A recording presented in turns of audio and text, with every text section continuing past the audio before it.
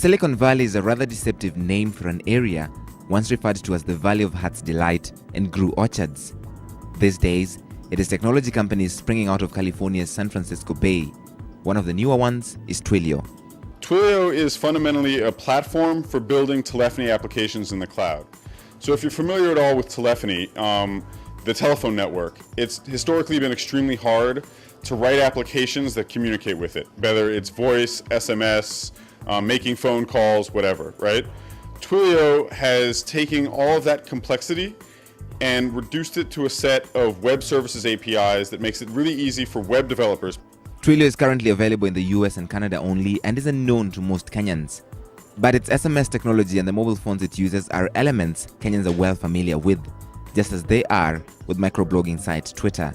We've seen great discovery and usage in Africa of Twitter. Kenya's been amazing. We've seen a lot of great traffic in Ghana and Nigeria, even in Sudan and smaller places. So it's important for us to be able to provide a platform for people to be able to discover and connect, including Africa.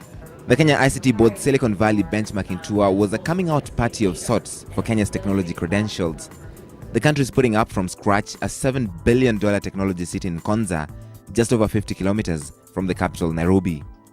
As I see with other governments, and I meet with many different governments, you need to take a realistic schedule as you move ahead with this, with your expectations.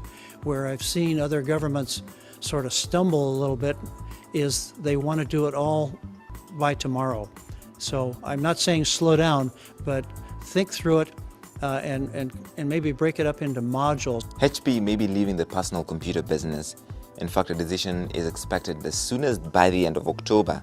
But other more profitable lines of business remain, one of which is related to future cities, and that ties in well with Kenya's planned Konza Technology City. The ICT Board has just completed developing the ICT Master Plan for Kenya. A lot of the investment and a lot of the input that's going to ICT in Kenya has been substantial in comparison with what's happening in the region.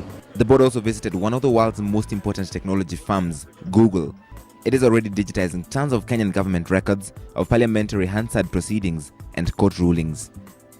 It's an opportunity for us to validate and to assist us again move forward so that whatever we've achieved to date can be validated and also assist in creating the vision and the short-term plans. Silicon Valley exists today partly because Stanford University exists.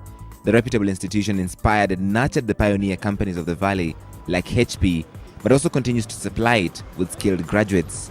We do have a need to have linkages with Stanford, with University of Berkeley and any other, so that we can deepen the research aspect and we can continue supplying ICT with the relevant talent. If we can learn from what has happened in the world today, if we can find a way to skip some of those things, we can move on. Many of the tech companies out here are successful and largely self-sufficient. The Kenya ICT Board is here to learn from them, but also try and convince them that Kenya is the Silicon Valley of Africa, and they should consider putting their money in Nairobi. Creating that link between, ICT in Kenya and what you could call the Garden Eden of ICT in the world, Silicon Valley. So if you could establish that link. Kenya is in some ways a latecomer to the party. It has been pointed out that Silicon Valley is perhaps the only place on earth not trying to figure out how to become Silicon Valley. It is still very fashionable. Silicon Valley stands out because I think it has all the pieces of the ecosystem solved, and it's been done over many, many years. So no one country can jump to become Silicon Valley in one go, but there's a lot of steps that got there, from government involvement in subsidizing research. The Silicon Valley executives the ICT board met with nodded politely and offered helpful suggestions, but left with the question perhaps many others will ask: can Kenya be Africa's Silicon Savannah?